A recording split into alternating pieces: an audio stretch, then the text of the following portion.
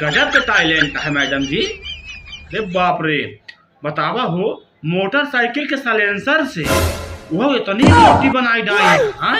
Talent भैया भरमा रहा है। लेकिन हमका की डाउट है, और डाउट का होता है, चला गैस तो खत्म है, मान लिया गैस नहीं मिलता है, इतनी रोटी बनाई लूँ साइलेंसर से। लेकिन हमका डाउट ये है पेट्रोल तो नहीं मिलता है। कौन जिला कहूँ मैडम जी? अरे हो एड्रेस बता देता हूँ। यहाँ पर एक भैया चारी और यहाँ सीधा में वहीं पेट्रोल और गैस मिलता ही नहीं है, सिलेंडर तो रोटी बना लेती है। टैलेंट कमी नहीं है, एक नंबर के बनाए है टैलेंट।